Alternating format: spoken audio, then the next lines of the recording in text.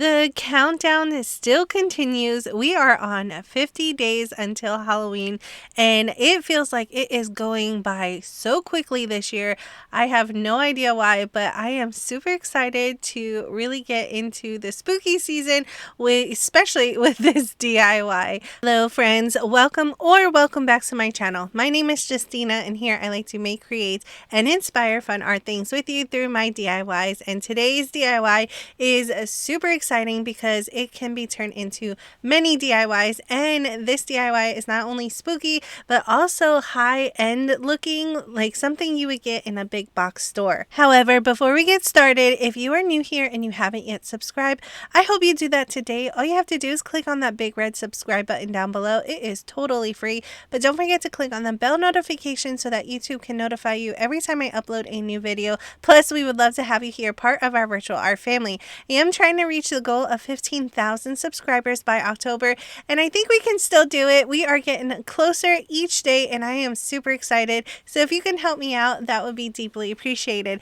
If you're already a subscriber, thank you so much for being here and clicking on today's video. I really hope that you enjoy, but don't forget to do all of the YouTubey things down below, which is like, comment, and share it to at least one friend. It really does help out. Now, with all that being said, let's just jump right into it and let's art today.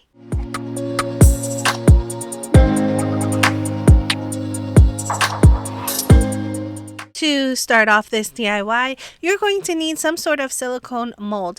I purchased mine from Michael's for $14.99, but I had a coupon for it being off. Plus, it was, I believe, 40% off in stores right now. Me and my family were out and I saw this one and I just had to have it. You can find better deals probably on Amazon. I saw a couple too for a lesser price, but nonetheless, I absolutely love it.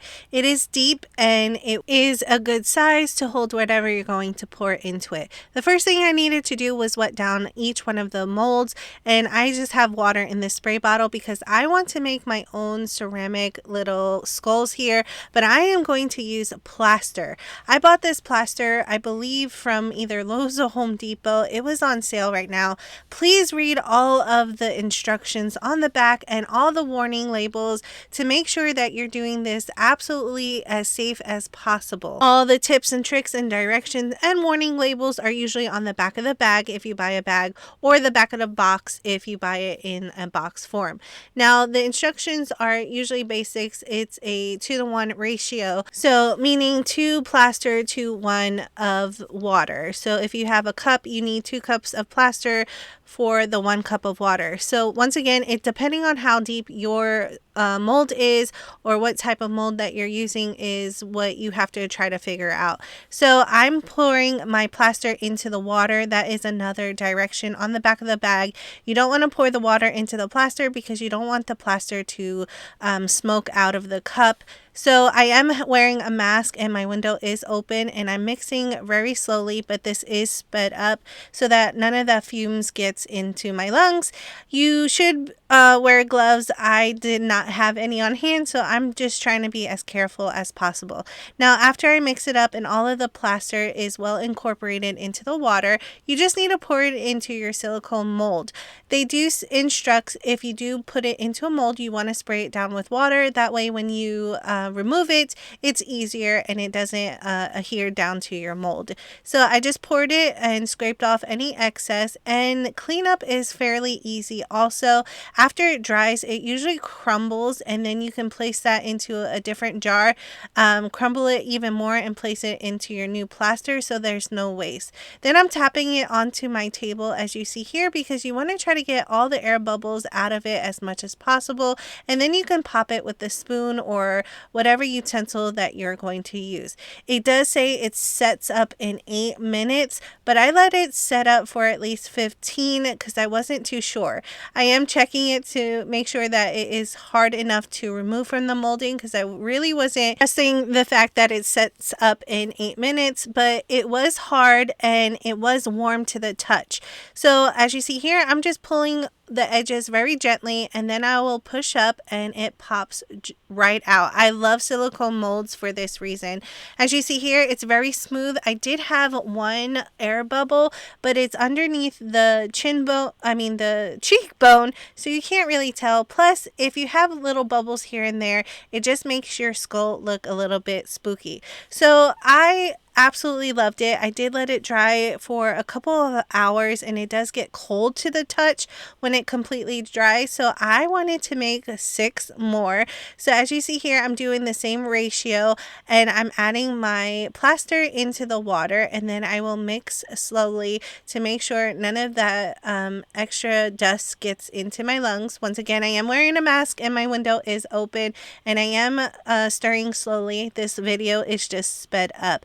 Please remember to do all of the PPE regulations that you need to do if you are going to do this DIY. But let me tell you, this was so much fun. And it opens up so many doors to make new DIY projects that I am super excited to do in the future. So like I mentioned before, I wanted to make 6 more because I have the perfect project that I want to do with this. So I just mixed up 6 different parts. I pretty much could have did math and made sure I made a bigger batch, but I just wanted to be safe, so I made individual batches. I gave these a couple of hours to completely dry, made sure that they were cool to the touch. They do have a chemical reaction, so after you pour them, when they start to harden, they do get warm. So they were very cool to the touch. I pulled them out, and they say to let it completely cure 24 to 48 hours. I did wait overnight completely to let them cure, and they were absolutely cool to the touch, and they made that ceramic sound that you hear when you rub ceramics together. After they were fully cured and dried, at least to my liking, I started painting them, and they take paint really well. This is just basic acrylic paint that you can get at Walmart. This is in the Apple Barrel brand, and I'm starting to paint my skull black. I only gave it about 1 coat of paint because it took it well, and I love the finish that it gives it. It's like this matte black when it's fully dried and cured. Now 3 of my skulls will be in black and 2 of them will be in white, and as you see here, I did start to touch it because it did look dry, and it was, so I just added the rest of the paint onto the skulls until 3 of them were painted in black. Now since I am new to this, I am not absolutely sure what types of paint can go on here, but I just used, like I mentioned before, an Apple Barrel paint, and it took it really well. And this is my Waverly chalk paint in the color Snow White, and it took that really well also. I know chalk paint is just a thicker acrylic paint, however each one of them gave it really good coverage for just being 1 coat. I did place those to the side to completely dry so we can start working on the actual project that we need to put everything together.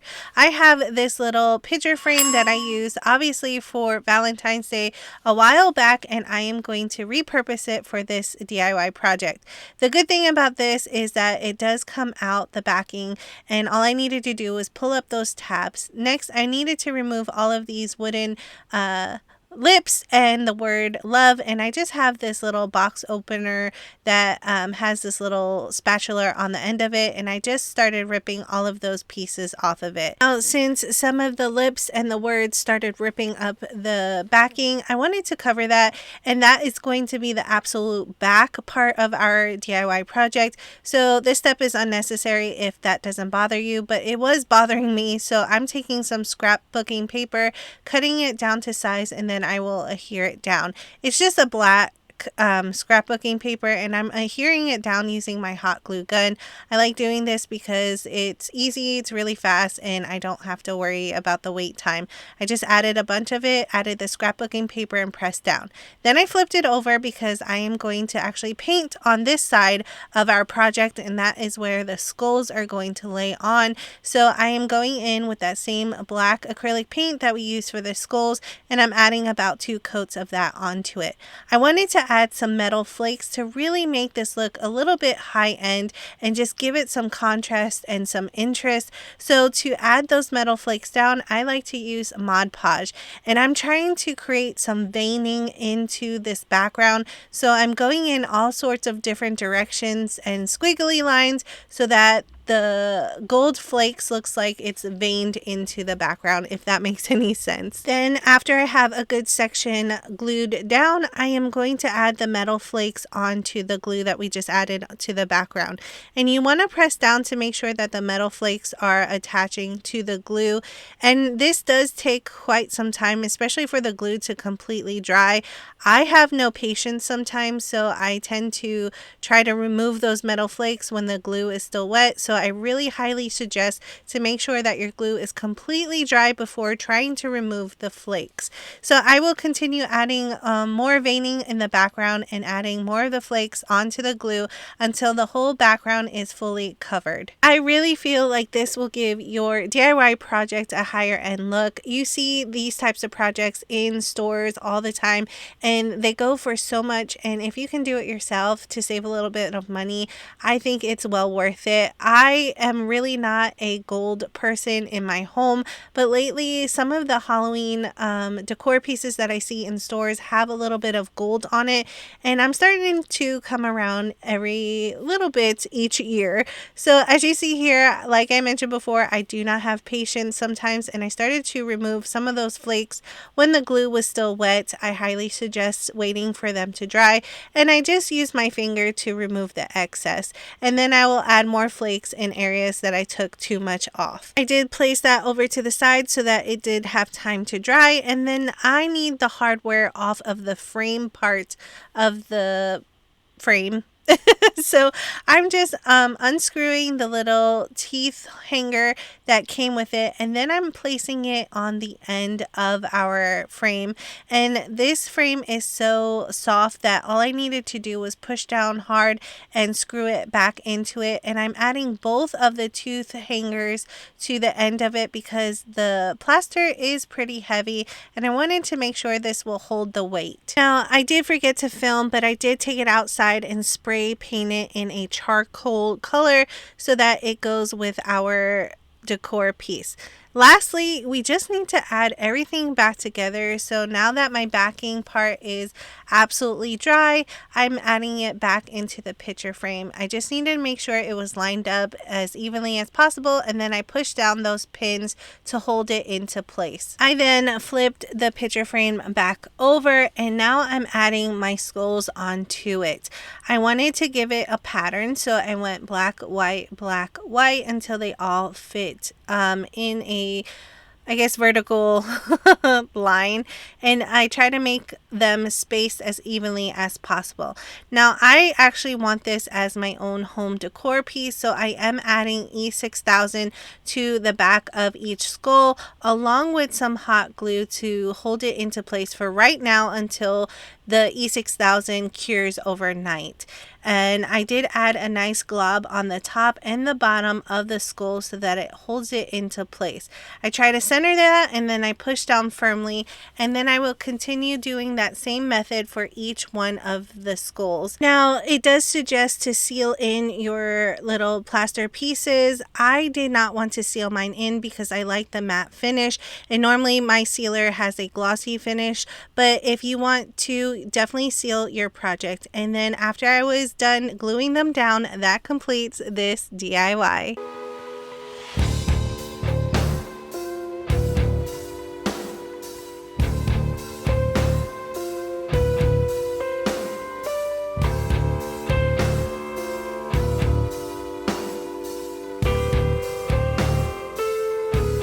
This is how our school hanging decor piece turned out. I absolutely love it. It does remind me of those high-end decor pieces that you would find at stores like at home or even Walmart, but we got to make it at home for really a decent price. Plus I had all of the backing stuff already at home. I absolutely love this. Now I did mention earlier that this DIY project can turn into multiple DIY projects, and that is because because I still have 2 skulls left that I have plans to make over in upcoming videos soon. So make sure that you are subscribed so that you don't miss out. But I just absolutely love this DIY project. It was really simple to do, easy to make, and it really only took maybe a day for everything to fully cure, and you have this amazing decor piece. I would love to know what you think about this DIY down in the comment section below. And while you're down there, if you can leave me a skull emoji, I would deeply appreciate it. Remember, friends, if you're new here and you haven't yet subscribed, I hope you do that today. All you have to do is click on that big red subscribe button down below. It is totally free, but don't forget to click on the bell notification so that YouTube can always notify you every time I upload a new video. Plus, we would love to have you here, part of our virtual art family, where we do a lot of DIYs with an artistic twist. If you're already a subscriber, thank you so much for clicking on today's video. I really hope you enjoyed today's project, but don't forget to do all of the YouTubing things down below, which is like, comment, and share it to at least one friend. It really does help out my channel. Remember, friends, I do have other socials. All of those links will be down in the description box below. I have a Facebook, Instagram, Buy Me a Coffee page, and also now a Patreon. I do have a special going for all of September. If you sign up for any tier, you will receive Happy Meal that I am super excited to share with you. So make sure that you check that out. That link will be down in the description box below. Thank you all so much for watching. I really hope that you enjoyed today's project, but I have to get back to make some spooky decor pieces for you in upcoming videos. So like always, I will see you in the next one.